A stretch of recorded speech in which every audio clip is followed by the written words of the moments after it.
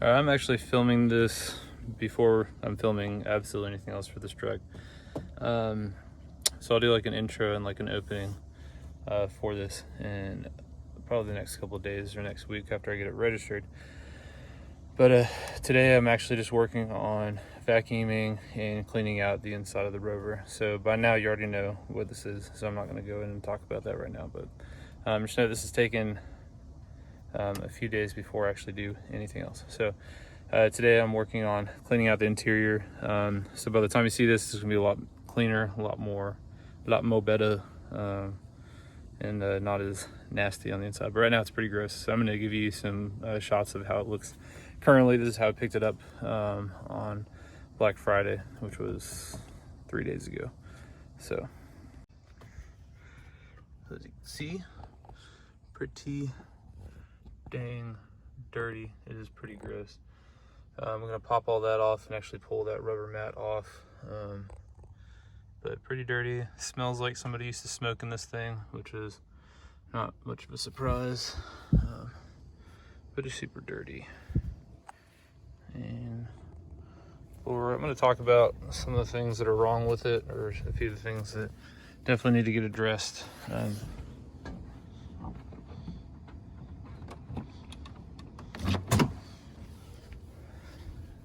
going to talk about a few of the things that are wrong with it and a few things that need to be addressed for sure. And the truck kind of is a safety thing that I'm going to try and deal with pretty quickly.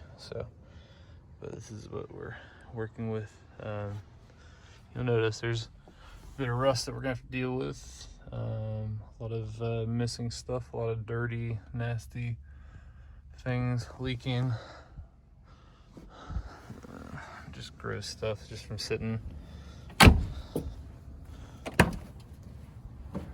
in Southeast Georgia, not being taken care of very well, and some leaky Alpine windows. So we'll kind of see how everything looks. We'll get into it.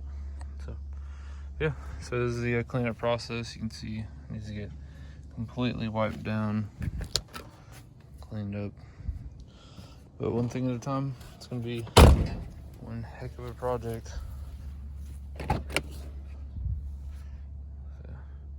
So today I'm gonna start with vacuuming, and I might get into doing some not super serious wiping down. So some of the things that need to get fixed, like this seat, the actual seat mounts are broken. They actually rusted out. They're not connected to anything on this side. Yeah. So that's what it looks like before. Let's do an exterior walk around real quick because I'm gonna start peeling plastic dip soon too.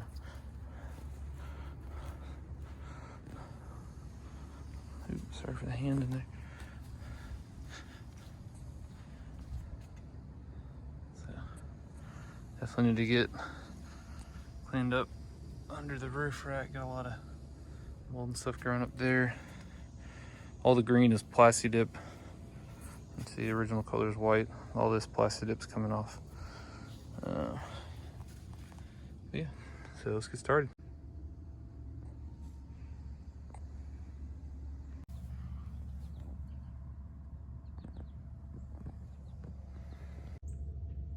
Time to get vacuuming. Got everything out of the truck for the most part. So let's hit it. All right, so I pulled the sound dampening and the carpets, which are pretty nasty, out of the back. What I'm gonna try and do is get as much of the carpet out, get rid of the stale smoke smell out of the truck. Try and get as much of the smell, the smoke smell and that stale smell out of the truck as I can. Do you have some floor rust? It's actually not that bad. I thought it was going to be way worse, but the floor pan is actually not too bad. And I think a lot of that leaking is coming from the Alpine windows, which is causing that to rust. So that's going to get sanded down. If I have to do some patching to it, I will. But the plan is to truck bed line the whole interior, get rid of all the carpet, get rid of all the sound dampening. And I think I'm going to make some drain holes in here as well. So maybe some of the really bad rust spots I'll clean up, drill it out, and do some some work around those and let those be drain holes or something. I don't know. But the floor looks a lot better than I thought it was going to. I just feeling around, it felt like it was going to be pretty bad. And I know this is a common area for really bad rust, so I think I caught it at a good time. So that is good. So carpet's out. I'm gonna pull the wheel well carpets off. You can see I already started on that one, but it's caught on the seat belt. I have no intent of putting these carpets back in. They're nasty and dingy and gross, as you can see. So after I truck bed line it, I'm probably gonna get some some weather mats just to lay over top of it and just use it more utility. The rear seat belts are gonna come out. I have no intent of putting the seats back into the back. Actually, I think those are the passenger seats. I might keep those in. Yeah, I'm probably gonna keep those in. I didn't even think about those. So yeah, gonna keep those in. I'm gonna take them out probably. I might try and pull the actual belts apart and rinse them and soak them and clean them up pretty good. See if they have a kit online. Maybe just put some new ones in because these ones are pretty gross. They look cool though. I like the pattern, very retro on them. So that's where I'm at right now. I'm vacuuming as I go, so I'm gonna vacuum up all this rust and stuff, all the chips and everything and all the crap in here, and then just continue on. So alright, got out as much of the carpet as I feel like getting today. Pulled out this bench seat and 2 of the bolts sheared off in there, so I'm gonna work on that a different day. Probably just drill them out and then get new bolts to reinstall that seat. Not super worried about it. Still got the large bent seat in there. That's gonna have to come out eventually to repaint the floors anyways.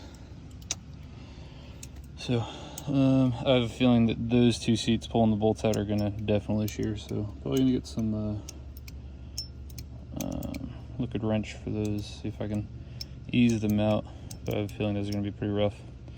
Only spot that I found that is definitely questionable on the floor is this one. You can actually almost press through it. I think that one's gonna rust out, so that might be the only place that I add some support before painting. I'll check it out on another day. So this one was my big concern, was the floor under the seat. As you can see, the seat isn't even connected on this side, and this is the passenger side. You can actually see the floorboard. You got a hole here. That's an existing hole, but it's in pretty rough shape. So this seat's definitely be coming out. You can see all of this just saturated. I mean, just soaking wet. So this is holding water pretty good. Over here, you got a pretty bad leak. So we're gonna look into that some more. I think I'm gonna leave the sound dampening on here for now, but I think I'm gonna try and pull all this stuff right here, so that we can start just getting it cleaned out and just make sure it stays dry. I got a buddy that does welding. So I'm gonna see how he feels about cutting out some of that floor pan and welding in some new sheet metal. And then from there, I'll just do a custom seat bracket probably and remount the seat. And I do plan on doing some aftermarket seats. But this is kind of what I wanted to get into today, was just kind of pulling this apart and trying to get to some of the carpet.